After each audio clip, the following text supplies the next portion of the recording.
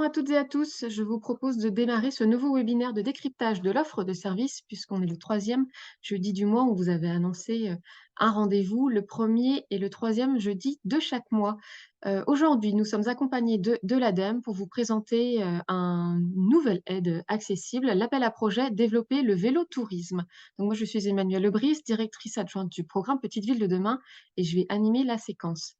Comme à l'habitude, on vous rappelle les petites consignes. Si vous avez des problèmes, hem, d'écoute, ou de vision, n'hésitez pas à l'indiquer dans le chat et tout ce qui concerne les questions-réponses que vous souhaitez que je relaie à nos intervenants, vous pouvez les poser pardon, dans l'onglet questions-réponses au milieu en bas de votre écran.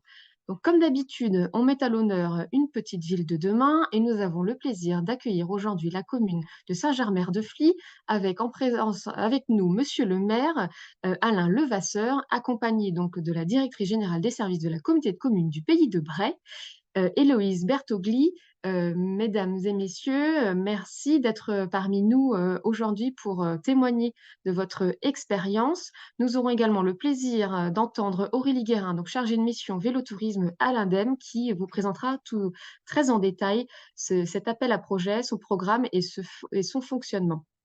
Développer le vélotourisme, c'est développer l'attractivité, vélo-touristique des territoires et à travers cet appel à projets, permettre de hisser la France au rang de la première destination mondiale, du vélo d'ici, 2030 et il y a d'ores et déjà un certain nombre de petites villes de demain ou de territoires ruraux qui se sont, engagés, dans cet axe de travail. Donc nous aurons dans un premier temps l'opportunité d'entendre, monsieur le maire, donc accompagné de la DGS, de l'Interco, ensuite donc la représentante de l'ADEME et nous aurons un temps de questions-réponses à la fin de ce webinaire. Donc n'hésitez pas au fil de l'eau à poser vos questions dans l'onglet questions-réponses. Monsieur le maire, madame, je vous propose de prendre la main et de nous présenter votre démarche et votre territoire. Très bien. Donc, merci. C'est bon. Parfait. Merci à tous. Donc, pour on va dire l'introduction, en fait, resituer le territoire de la communauté de communes du Pays de Bray. Donc, en fait, vous voyez sur la première diapo, donc oui, ça c'est le déroulé. Donc, on va voir le contexte, l'opportunité et puis les modalités en fait de mise en place du dossier pour répondre à l'appel à projet. Donc, en fait, pour le contexte, effectivement, là, vous avez en gros la situation en jaune sur la carte de la communauté de communes du Pays de Bray qui est située dans les Hauts-de-France et plus exactement à l'ouest du département de l'Oise, en frontière avec la Normandie. Donc, elle est composée de 23 communes. Et un des points caractéristiques, c'est qu'effectivement, sur cette communauté de communes, 2 communes ont été labellisée Petite Ville de demain, donc Saint-Germer-de-Fly à l'ouest, et puis La Chapelle à l'est du territoire. Une autre caractéristique du territoire, mais ça on le verra aussi par la suite, c'est que ce territoire est intégralement traversé en fait par la voie verte Londres-Paris, d'est en ouest, et qui constitue en fait une colonne vertébrale pour le développement en fait de tout ce qui peut être itinéraire cyclable sur le territoire. Donc c'est un territoire qui est davantage rural, de fait, et où la pratique du vélo peut davantage facilement être développée. Donc le contexte aussi, c'est effectivement ce que je vous évoquais, les 2 petites villes de demain qui ont été labellisées en 2021. Et puis dans le contexte intercommunal, il y a eu la mise en place et un travail qui a été fait sur un schéma directeur des mobilités actives sur 2021-2022 et du coup qui indiquait en fait les liaisons qui pouvaient être développées en connexion avec la voie verte Londres-Paris.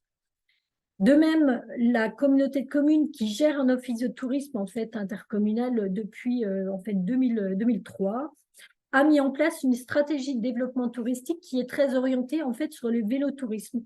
Donc à la fois au niveau de sa communication, au niveau de ses équipements qu'elle met en place sur son territoire.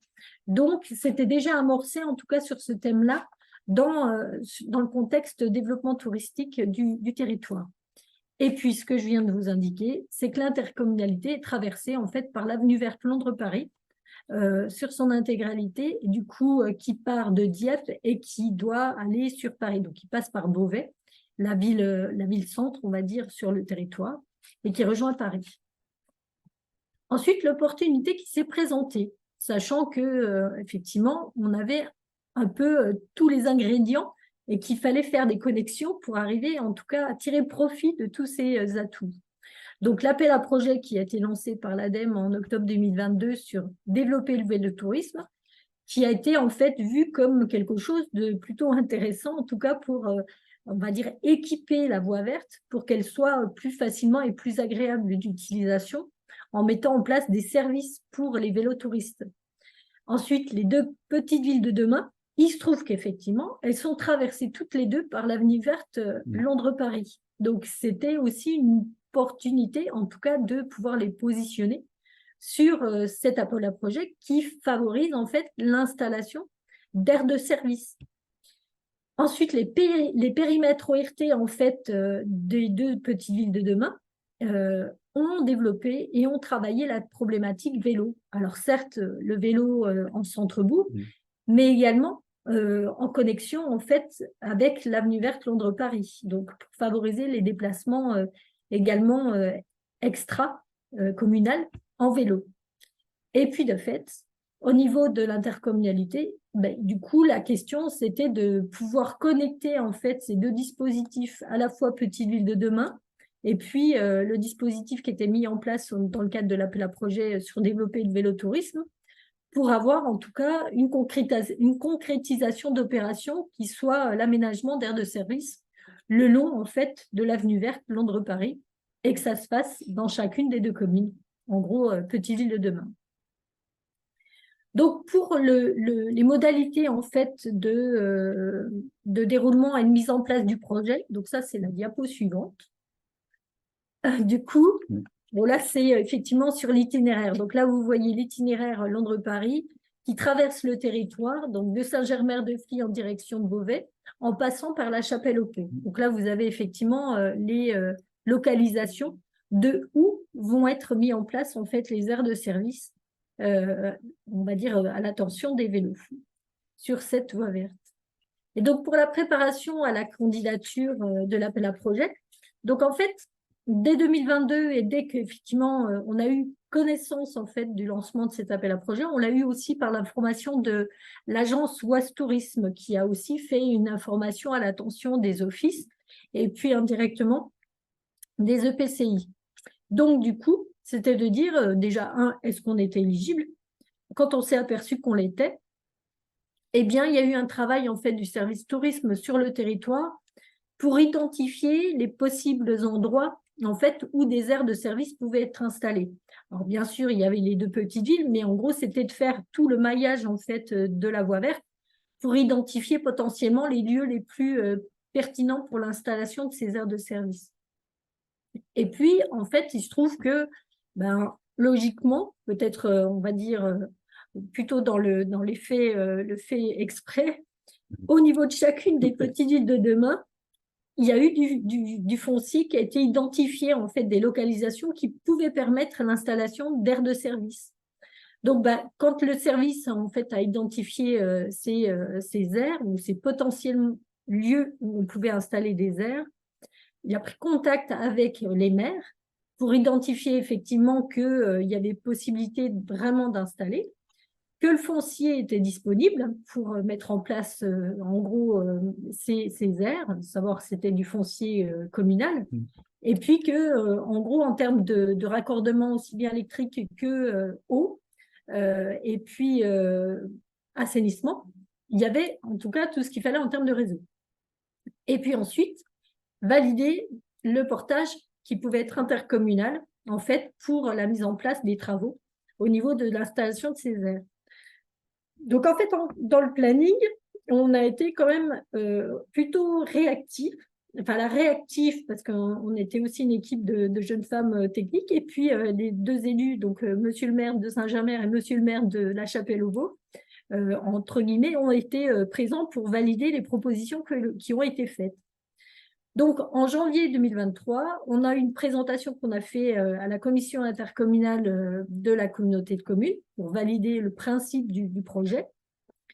En janvier, un peu fin janvier 2023, cette fois, on a validé en conseil communautaire pour que du coup l'opération et le dossier surtout puissent être déposés en demande de subvention.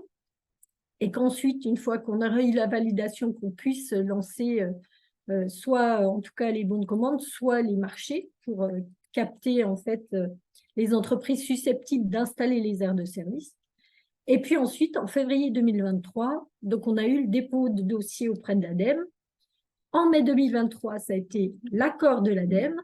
Et puis là, en septembre 2023, les travaux commencent. Donc, ils se feront en 2 phases, parce qu'en fait, après, on est sous le coup aussi des problèmes parfois d'approvisionnement.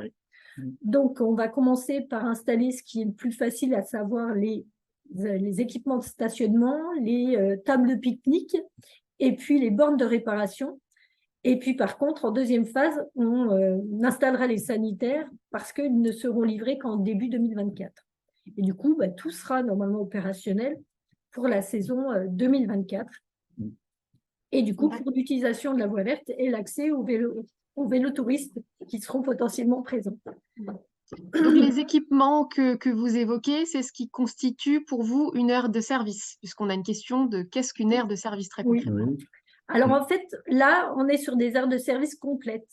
C'est-à-dire qu'en fait, on a table de pique-nique, les équipements stationnement, on a les sanitaires avec point d'eau, et puis on a complété en fait le dossier avec les bornes de réparation qui font aussi bornes pour gonflage en fait, parce que finalement c'est la même structure qui peut offrir les 2 services, enfin, l'ensemble de ces services. Donc, je vois bien ce que c'est une aire de gonflage, mais une borne de réparation, c'est quoi concrètement? Eh ben, en fait, une borne de réparation, vous avez comme une forme en fait de totem avec lequel vous avez des câbles et au bout desquels vous avez des outils. Des clés. Ah oui, vraiment. Et on peut accrocher le vélo aussi. Oui, exactement. Et du coup, un vélotouriste ou une vélotouriste qui passe et qui a un problème avec son vélo peut utiliser ces outils pour réparer en fait le vélo. Et il y a une pompe aussi pour gonfler. Ouais. Voilà. Donc voilà. Excusez-moi. Pas de souci. Monsieur le maire, je peux vous laisser peut-être, si vous le souhaitez, compléter les propos de Madame la DGS sur votre regard et votre expérience dans le cadre de cet appel à projet, dont je vois le processus a été quand même relativement court. Oui, oui. Mais bon, il est court, mais c'est bien parti. Hein. Oui. Donc là, la première chose, oui, je redis ce que lui a dit, c'est que les tables vont être mises en place bientôt. On a un petit peu de délai sur les sanitaires, mais bon, déjà, les tables mises en place. Nous, sur Saint-Germain, on avait un endroit qui était avec un point d'eau, où déjà les gens aimaient bien s'arrêter. Maintenant, ils vont pouvoir accrocher leur vélo correctement, ils vont pouvoir pique-niquer, avoir des sanitaires, avoir de l'eau. Voilà, ça va être beaucoup plus confortable pour eux que de s'asseoir par terre. Et voilà, ça va quand même être plus agréable pour les vélos, pour les cyclistes, quoi, disons, pour les vélos cyclistes. Ouais. Et juste pour revenir un peu en amont, en fait, on peut dire aussi qu'il y avait une réflexion qui a été menée dans le cadre de Petites Villes de demain quand l'ORT a été faite. Oui, tout à fait. Déjà sur les vélos. On s'était interrogé sur les vélos, oui, disons que même on a des idées aussi de continuer sur le centre-ville aussi. Donc, cette voie verte est une des briques de ce que vous souhaitez faire en matière de vélo et d'usage du vélo sur le territoire de votre commune, monsieur le maire, c'est ça? Oui, c'est ça, oui. Oui. Et là, les vélos, donc, ils vont pouvoir. Et aussi, on a après, disons, il y a l'air de vélo aussi, le stationnement vélo qui a l'office de tourisme. Et nous, oui, allez-y. Il y a des centres qui sont réfléchis aussi sur les circulations internes. Internes, voilà. Du centre et même aller aussi sur Saint-Pierre-et-Champ et tout ça. Il y a un site qui est des Tourbières, qui est vraiment un site exceptionnel. Et justement, notre aire, les vélos, sera sur le parcours. Et c'est l'idéal. Hein, et c'est vrai que c'était d'avoir en tout cas une réflexion sur le vélo, aussi bien le vélo, on va dire, déplacement domicile-travail, domicile-service, mais également avoir un déplacement, on va dire, ludique et que ce soit aussi un moyen de se déplacer dans le village, quoi. C'est-à-dire que du coup, ça ne soit pas exclusivement vu sous l'aspect tourisme, mais vraiment sur, on va dire, multifonctionnel, Oui, quoi. c'est ça, oui. On parle du tourisme, mais c'est vrai qu'il y a aussi nos administrés qui font du vélo et qui peuvent en profiter aussi. Hein. Oui, tout à fait. Voilà. Alors, on a bien compris l'intérêt du coup d'une présentation à deux voix. Ça me donne l'occasion d'évoquer la question qui est qui est posée sur l'articulation justement des travaux entre communes et interco et peut-être autres partenaires. Comment vous vous êtes répartis les rôles? Alors, Oui, allez-y. je pense on va dire que la maîtrise d'ouvrage est assurée par l'intercommunalité. Après, c'est clair que du coup, là, ça a été plutôt, en gros, comme on a une situation où tout ce qui est marché public est assez facilité, en tout cas actuellement. Là, c'est du fait, on va dire, de la fin Covid, etc. Et des aménagements des lois pour que ça facilite.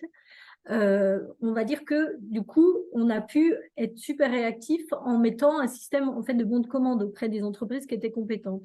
Là, on n'est pas sur 36 aires à installer, on est sur 3 voies exactement sur le territoire. Là, celle que je vous présente, il y en a que 2 qui ont été indiquées parce que ce sont celles qui sont entre guillemets portées par les petites villes de demain. Pour les communes, effectivement, ça a été par contre de faire tout un accompagnement technique sur le suivi après des travaux et des installations. Donc, ça se fait en ce moment. Et puis, le repérage, en fait, des lieux où ça pouvait être fait. Donc, en fait, il était plus sur l'aspect opérationnel. Donc, c'est clair que l'administratif et puis le lancement de marché, on va dire intercommunal. Et après, sur la mise en œuvre en tant que telle, là, c'est davantage du côté des communes. Et ces aires, justement, elles sont dans une proximité avec le centre-ville ou au contraire sont dans une complémentarité et donc du coup dans des territoires les plus éloignés des Non. petites villes? Ben, en fait, si vous pouvez repasser la carte où vous avez l'itinéraire, Ouais. vous allez tout de suite comprendre en fait que aussi bien pour la Chapelle-aux-Pots, elle est en fait à la jonction entre une départementale et la voie verte. On va dire qu'elle est en plein milieu du centre-bourg, là où elle se situe. Pour Saint-Germer, elle est au niveau du centre-bourg, mais elle est plutôt un petit peu excentrée parce que du coup, c'est un lieu et une localisation où c'était plus arboré et on va dire plus agréable, en tout cas en termes d'environnement.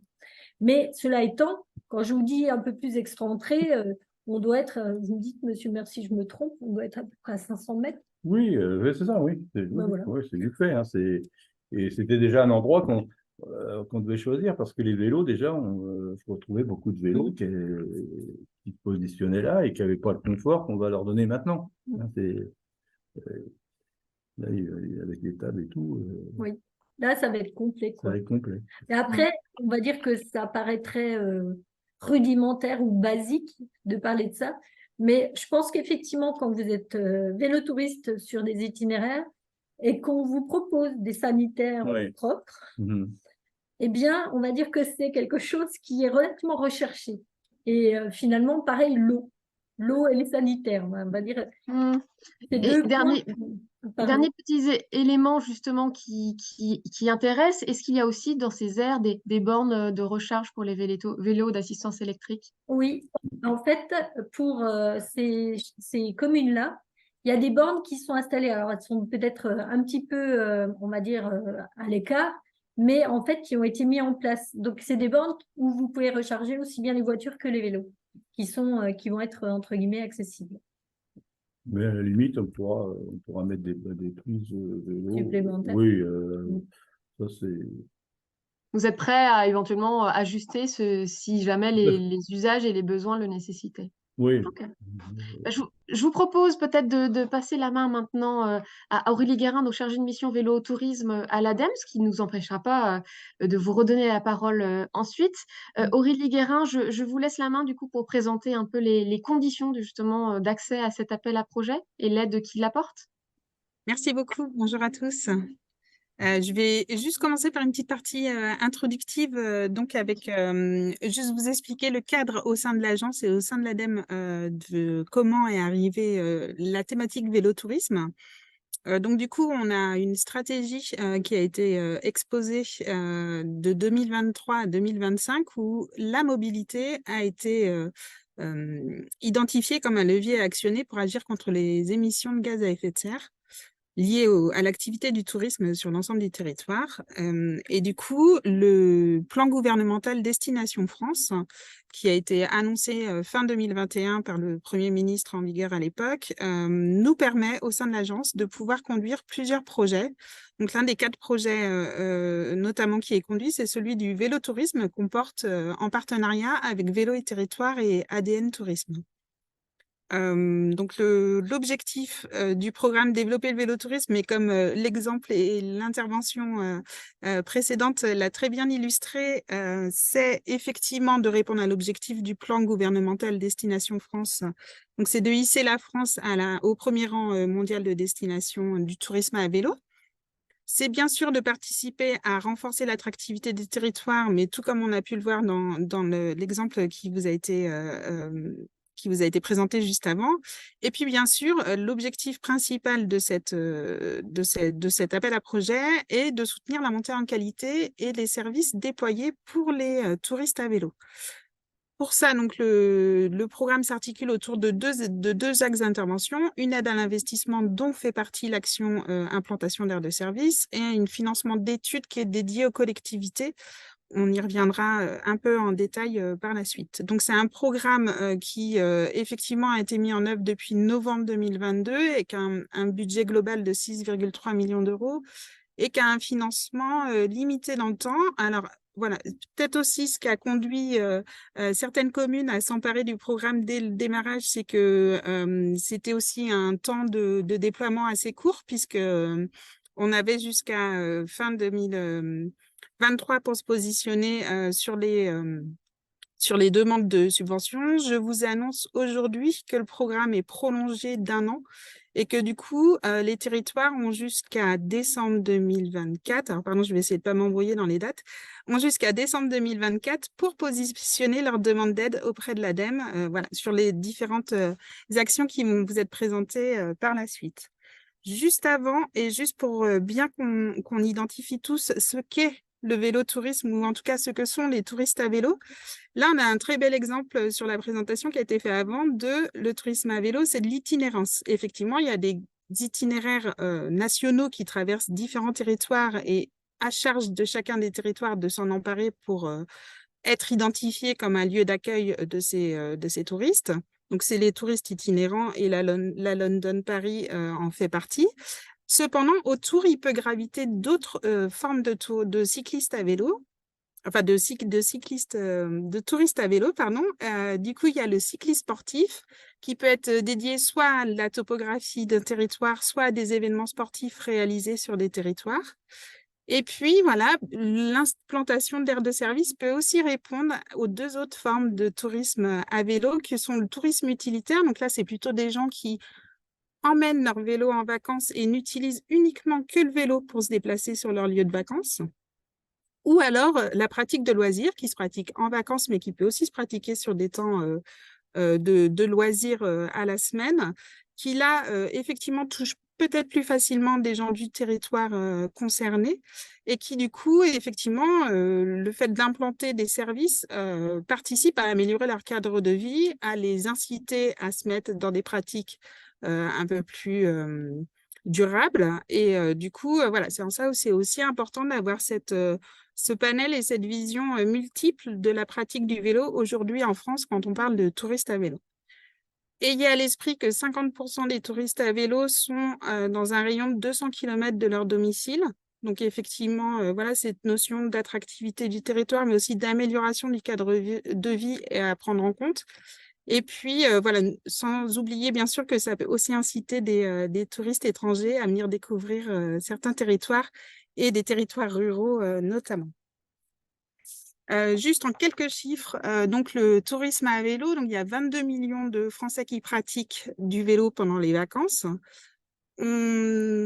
Suite à un observatoire national, on observe qu'il y a une hausse de fréquentation des itinéraires nationaux et Eurovélo de 11% entre 2021 et 2022.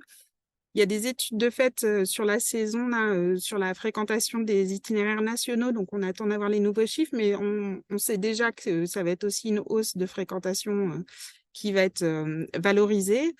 et que c'est une clientèle qui a une dépense moyenne par jour plus importante que les autres types de touristes, puisqu'on évalue à 68 € la dépense moyenne par jour pour les touristes à vélo. Pardon. À droite, la carte vous met en visibilité l'ensemble des itinéraires nationaux et Euroroute qui maillent le territoire français. N'oubliez pas qu'en plus, il y a tous les schémas régionaux et les schémas départementaux et les boucles locales qui participent aussi à développer et à inciter les territoires à développer des services pour les touristes à vélo. Donc concrètement, le programme, il vous permet de vous accompagner si vous voulez œuvrer sur l'attractivité de votre territoire, si vous voulez renforcer le développement économique et du coup participer au déploiement économique de votre territoire, et bien sûr à inscrire des projets dans une démarche de tourisme durable. Donc pour ça, et comme vous l'avez très bien illustré la présentation d'avant, vous pouvez implanter des aires de service. Donc j'ai essayé, au travers de la présentation, de vous mettre différentes photos pour que vous ayez à l'esprit de comment peut prendre forme une aire de service. Donc une aire de service, c'est tout simplement un lieu identifié par le touriste à vélo pour s'arrêter, que ce soit quelques heures ou à la journée ou à la demi-journée sur un territoire. Donc dans le cadre du périmètre du programme, l'aire de service doit s'implanter à proximité immédiate d'un itinéraire inscrit au schéma national ou régional ou départemental. Et puis, effectivement, il est attendu et préconisé que l'aire de service soit juste au bord de l'itinéraire ou alors munie d'une signalétique si elle s'éloigne un peu de l'itinéraire. Donc, une aire de service, puisque la question a été posée, mais la réponse vous a déjà été donnée, mais du coup, je vous le redis. Les préconisations font qu'effectivement, il y a 4 équipements obligatoires attendus.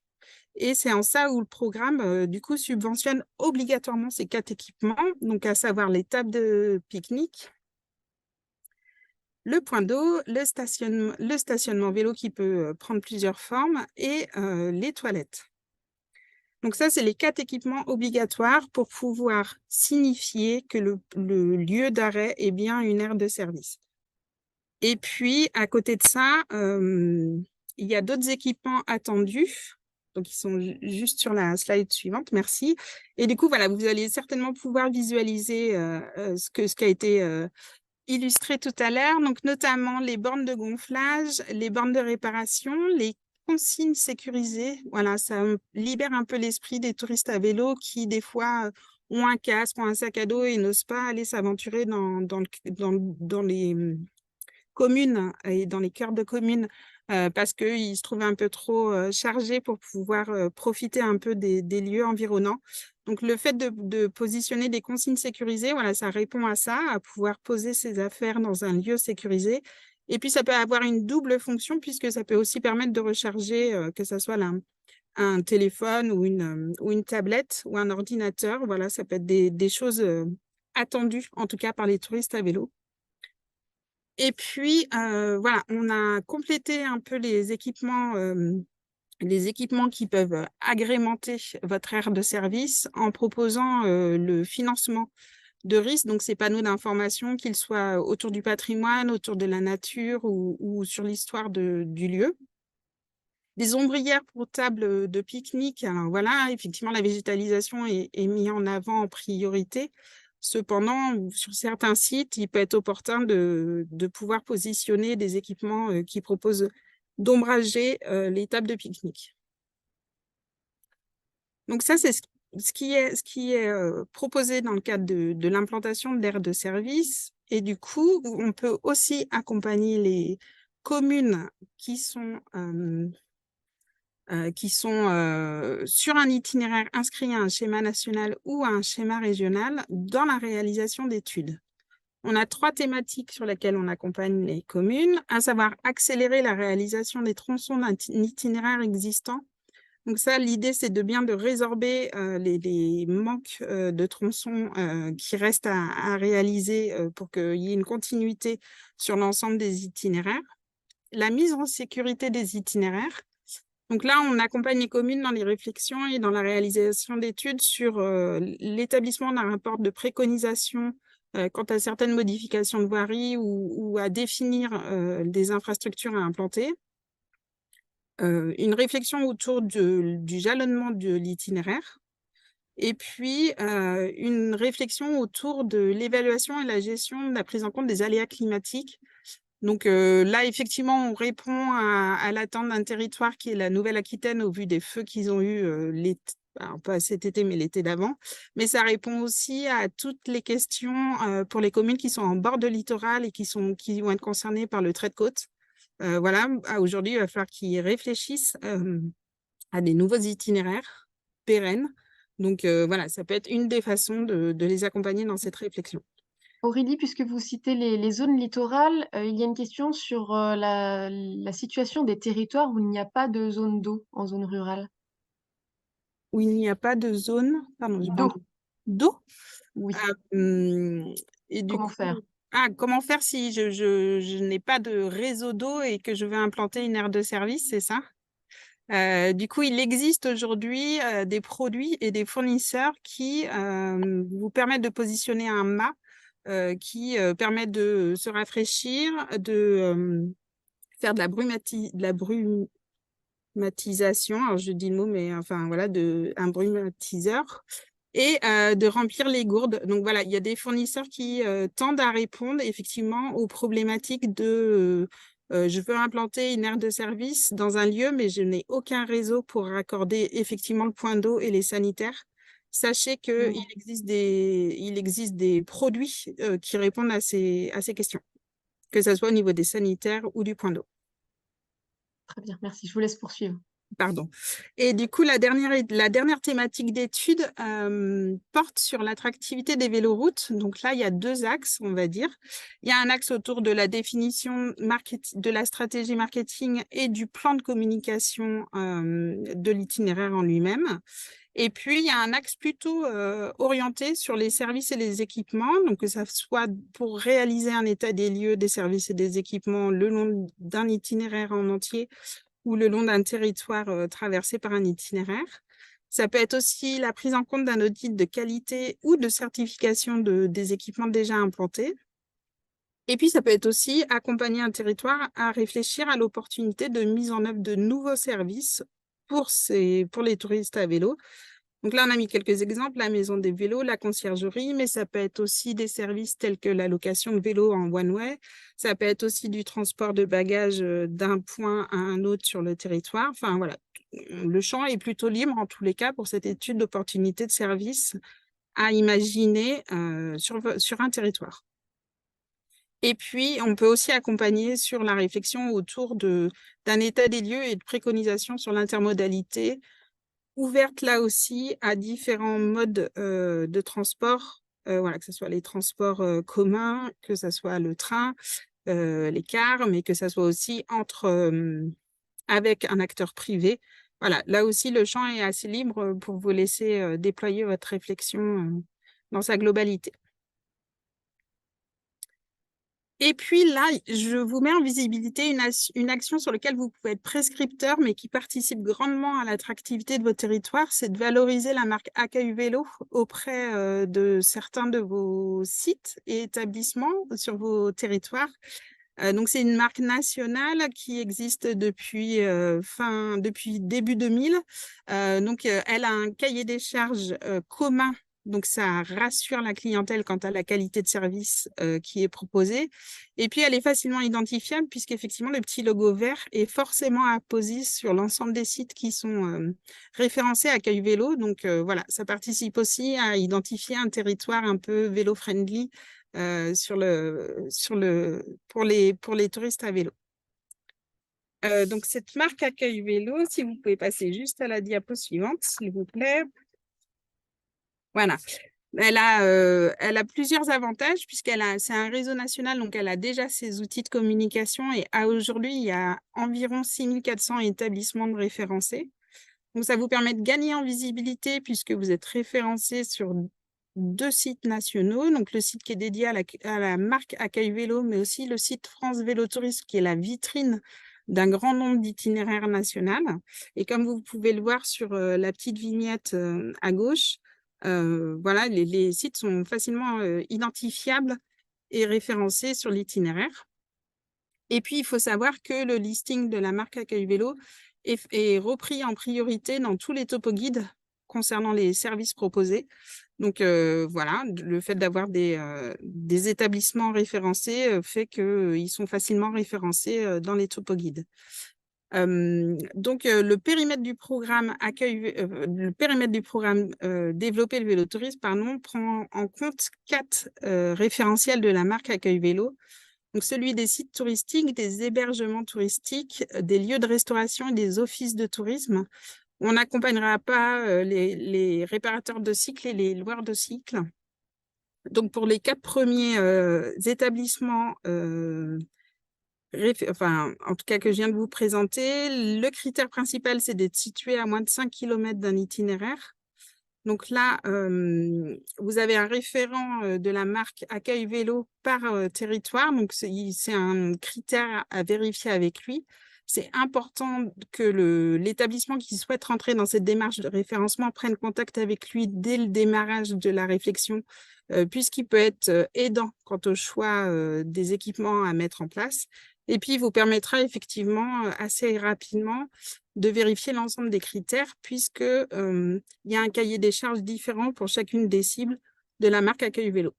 Et donc, principalement, le programme Développer le vélotourisme accompagne l'investissement de stationnement vélo et de services dédiés.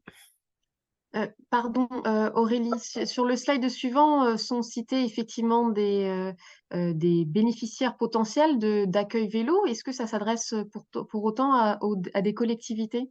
Non, alors effectivement, c'est bien ce que je vous disais en présentation de ce début de cette marque, c'est que là, vous pouvez être prescripteur auprès du coup d'un site touristique ou d'un hébergement touristique. En fait, c'est une action qui vous permet de continuer à développer votre envie, de rendre attractif votre territoire en créant une dynamique et une synergie avec les établissements existants sur votre territoire. D'accord, merci beaucoup. Donc, pour ce qui est des modalités de dépôt de demande d'aide, donc il y a différentes étapes à réaliser. Donc, il y a surtout 2 sites à bien retenir qui sont développer-vélotourisme.indem.fr qui vous permet de vérifier votre éligibilité et surtout, une fois que vous avez établi vos devis, qui vous permet de définir le montant d'aide mobilisable. Donc, c'est un petit tableau Excel, mais vous allez l'avoir en visibilité juste après, que vous devez télécharger puisque c'est une pièce justificative attendue pour déposer votre demande de financement auprès de l'ADEME. Et donc, pour ça, vous devez vous rendre sur l'outil et la plateforme de dépôt de demande d'aide de l'ADEME, qui est agirpourlatransition.indem.fr, où il y a une page dédiée au programme Développer le vélotourisme. Il y a juste 4 justificatifs à joindre dans votre demande d'aide, à savoir le devis, un RIB du porteur de projet, donc de la commune, le fichier que vous avez téléchargé du site Développer le vélotourisme et une attestation RGPD, voilà, qui nous permet de vous mettre en visibilité la façon dont nous utilisons les informations que vous nous laissez dans le cadre de votre demande d'aide. Donc là, c'est pour vous mettre en visibilité, en tout cas sur le site développer-vélotourisme.indem.fr, les 3 grandes étapes. Donc la première qui est de vérifier son éligibilité au travers d'un petit questionnaire. La deuxième étape, donc c'est une fois que vous avez obtenu l'ensemble de vos devis, c'est de reporter et saisir la quantité et le montant hors taxe de chacun des équipements que vous voulez valoriser. Et dans la colonne de droite qui est en grisé sur l'exemple, apparaîtra le montant de l'aide mobilisable suivant la saisie que vous aurez réalisée. Et puis du coup, ce tableau est à enregistrer sur une dernière action au travers de site en cliquant sur le logo Excel et qui vous permet d'avoir un fichier CSV qui est un Excel amélioré, mais qui permet l'instruction de votre dossier en interne au sein de l'ADEME. Et du coup, une fois que vous avez tout ça, vous pouvez effectivement déposer votre demande d'aide au travers de la plateforme agirpourlatransition.indem.fr et du coup, la page dédiée au vélotourisme se présente de cette façon. Si jamais vous, enfin voilà, là on va avoir le temps de questions-réponses, mais si jamais vous avez des questions un peu précises ou très proches par rapport à votre territoire, n'hésitez pas à revenir vers moi au travers de l'adresse vélotourisme.adem.fr. Merci beaucoup Aurélie. Alors peut-être ai-je été un moment distraite, mais quel est le taux d'aide ou la part de subvention que l'on peut obtenir à travers une réponse à l'appel à projet? Alors, sur les équipements, du coup, c'est une prise en charge maximum de 55%, donc sur l'aide à l'investissement, avec des plafonds sur chacun des équipements, mais on pourra vous faire part d'un document récapitulatif. Et puis, pour les études, c'est une prise en charge à hauteur de maximum de 70%, avec un plafond de 35 000 € par étude. Donc les taux sont quand même très très intéressants. Merci beaucoup. Ça me donne l'occasion de passer la parole à nos intervenants, nos témoignants du jour. Est-ce que vous pouvez témoigner justement de l'aide que l'appel à projet vous a permis d'obtenir? Ben, on va dire qu'au niveau de l'aide, effectivement, c'est une opération qui est assez, on va dire, positive parce que du coup, en général, les appels à projets auxquels on peut répondre, c'est souvent, vous avez une nécessité de montants relativement importants qui sont peut-être de 50, 100 000, etc. Là, on peut effectivement déposer des dossiers qui sont à plus petit volume et plus petit montant. Du coup, c'est vrai que quand vous avez un territoire qui n'est pas XXL, ça vous permet en tout cas de déposer un projet qui finalement reste éligible, même si ce n'est pas un montant extraordinaire. Et du coup, l'aide, bah, c'est clair que sur ce type, en tout cas d'équipement, bah, c'est effectivement une aide qui est bienvenue parce qu'on n'a pas forcément d'autres cofinanceurs qui vont intervenir. Donc, je vous dirais que 55%, bah, ça permet en tout cas de pouvoir développer et installer ces équipements sereinement au niveau des territoires. Aurélie, j'ai une question qui s'adresse à vous, mais peut-être que vous pourrez témoigner à nouveau, Madame, Monsieur, sur la complémentarité éventuelle avec les aides des conseils régionaux et départementaux. Est-ce qu'Aurélie, c'est compatible? Et je laisserai Monsieur le maire et Madame la DGS répondre s'ils le souhaitent. Alors, c'est là où on va avoir une évolution du programme, puisque jusqu'à maintenant, et en tout cas sur toute la période de 2023, le cumul des aides n'était pas rendu possible dans le cadre du périmètre du programme. Et du coup, c'était de l'autofinancement qui était attendu sur le reste à charge de la part du porteur de projet. C'est une des autres évolutions du programme. En plus de la prolongation, effectivement, on va aussi ouvrir droit au cumul auprès d'autres financeurs. Effectivement, c'est une belle opportunité. Effectivement, je vous confirme sur les projets qui ont été déposés pour la communauté de communes du Pays de Bray et les communes PVD. De fait, on était sur la règle du non-cumul. Donc là, ça a été de l'autofinancement sur les projets par la collectivité intercommunale. Après, je vous avoue que du coup, en général, quand un dossier est déposé, ben, on fait plutôt plusieurs cofinanceurs. Donc, c'est rare que ce se limite à un montant et un taux à 50 ou 55%. Du coup, avec les compléments du conseil départemental ou régional, on arrive plutôt à monter à 70-80%. C'est mieux. Ce qui permet en tout cas de multiplier les projets, en tout cas sur un territoire. C'est vrai que ça évite que ça, on va dire, ça appuie trop sur les ressources budgétaires au niveau de la collectivité et du coup qu'on puisse cumuler et coupler d'autres projets. C'est vrai que c'est plus intéressant et c'est vrai que c'est plutôt heureux que l'ADEME, en tout cas, ouvre à des cofinancements potentiels. Est-ce que les uns et les autres, vous pouvez répondre aussi sur finalement quel est le coût ou la fourchette moyenne de coût de l'installation d'une aire de service?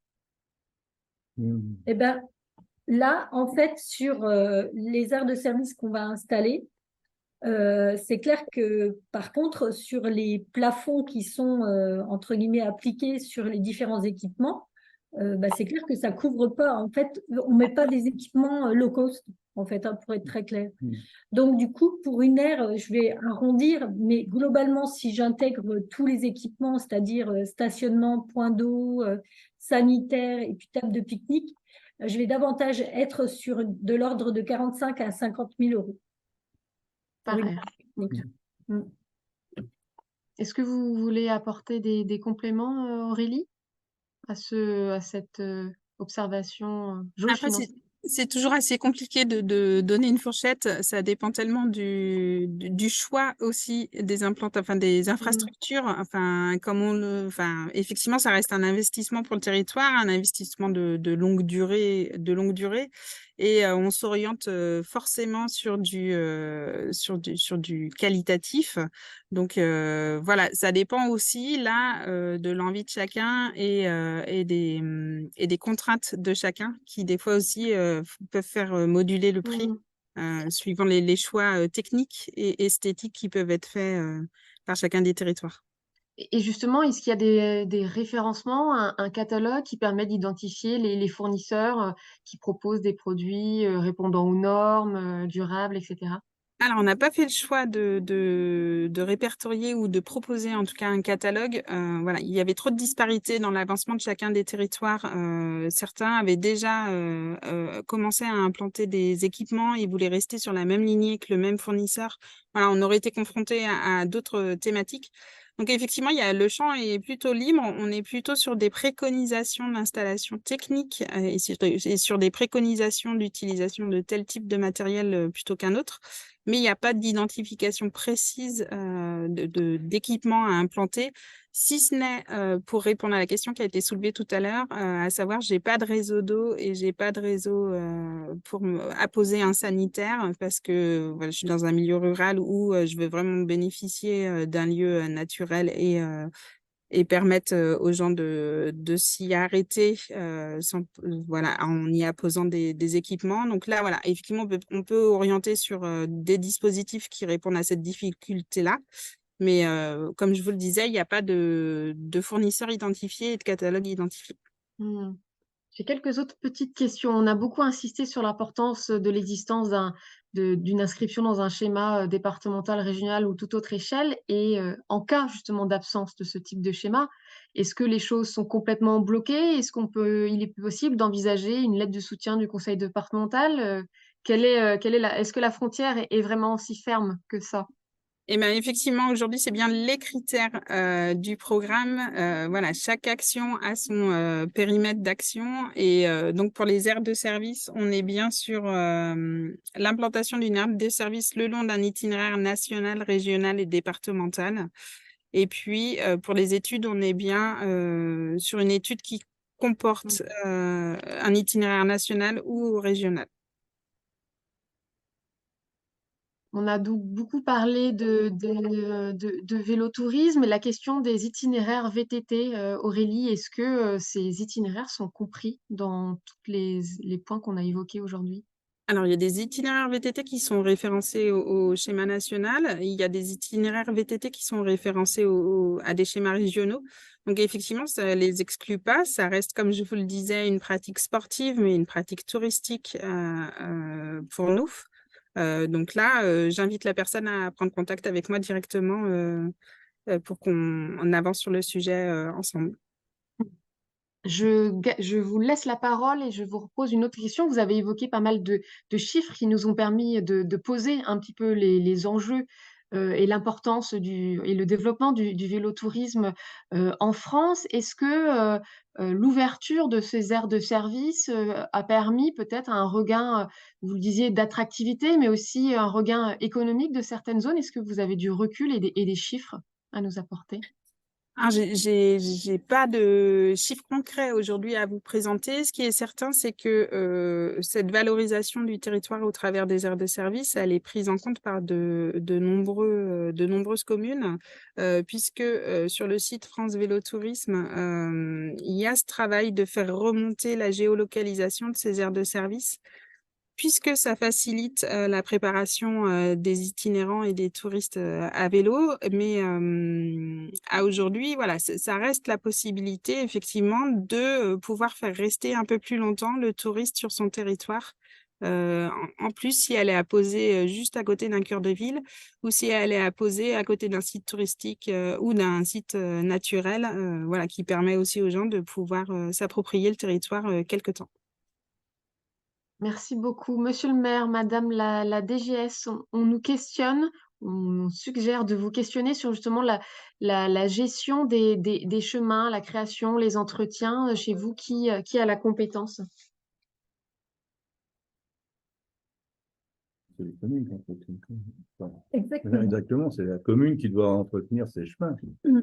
Alors du coup, sur la création, par exemple, de sentiers pédestres PDIPR, là, effectivement, c'est la communauté de communes qui dépose les dossiers.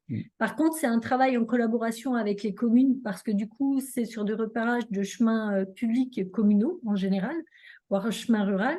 Après, effectivement, le balisage peut être fait avec la FFR randonnée du département.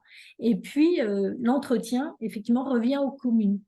Par contre, ce qui concerne en tout cas l'itinéraire notamment de l'avenue verte Londres-Paris, vu que c'est un équipement qui a été mis en place par le conseil départemental, Oui. son entretien est assuré par le département. Après, si on devait mettre en place en fait des pistes cyclables, là effectivement, il y aurait un conventionnement avec la commune pour que l'intercommunalité assure l'entretien en fait de la piste cyclable, si c'était effectivement le cas. Nous sommes en train de regarder, on a à peu près balayé toutes les questions. Est-ce que vous aviez, madame, monsieur, des compléments d'informations ou de réactions justement par rapport à toutes les questions qui ont pu être posées? Est-ce que vous avez des regrets? Est-ce que vous souhaitiez faire voilà, des compléments? Allez-y. Non, je vous dirais que c'est pas des regrets, c'est plutôt qu'effectivement, c'est ce type d'opportunité qui permet en tout cas de valoriser, y compris dans les territoires ruraux, en gros des itinéraires et puis des aires de service pour tout ce qui est, je dirais, vélotourisme, mais utilisateur et usager du vélo, quoi. Parce que c'est clair que c'est quelque chose, on parle en gros des touristes, mais quelque part, tout ce qui convient aux touristes convient aussi aux habitants et vice-versa.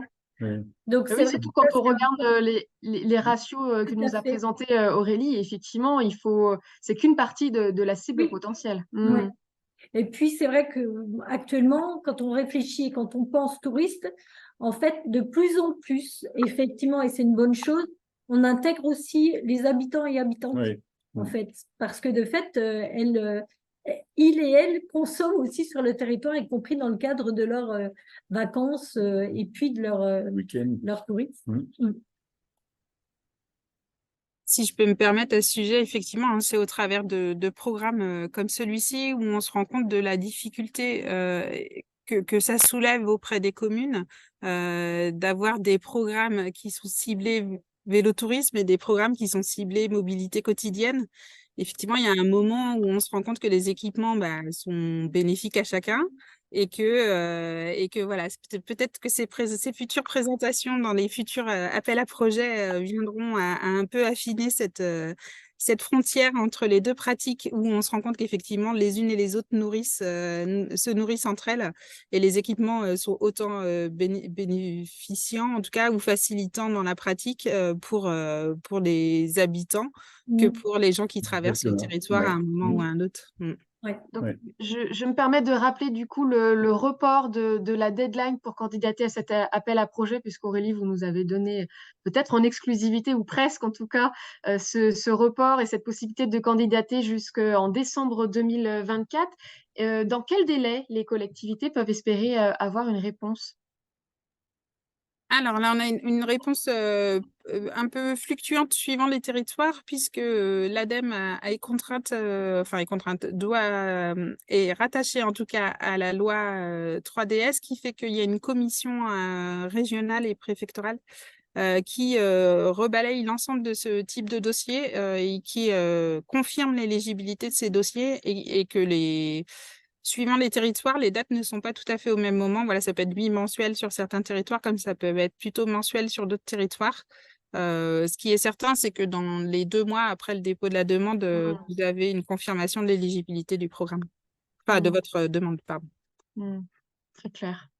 Très clair. Merci beaucoup. Je crois qu'on a fait vraiment le tour des nombreuses questions. Vos témoignages et cet appel à projet, voilà, suscitent un fort intérêt pour celles et ceux qui nous ont écoutés. Il me revient le soin de pouvoir clore ce rendez-vous. Merci, monsieur le maire. Merci, madame la directrice générale des services. Merci, Merci à madame vous. Guérin. Merci à vous. Nous, on se retrouve très bientôt pour un prochain rendez-vous, un prochain webinaire de décryptage de l'offre de service, puisqu'on se retrouve jeudi 5 octobre pour celles et ceux qui le veulent bien, pour traiter de l'appel à projet Micro-Bibli, je vais y arriver, proposé par Bibliothèque Sans Frontières. Voilà, merci encore une nouvelle fois à toutes et à tous et je vous dis à très bientôt. Bon après-midi.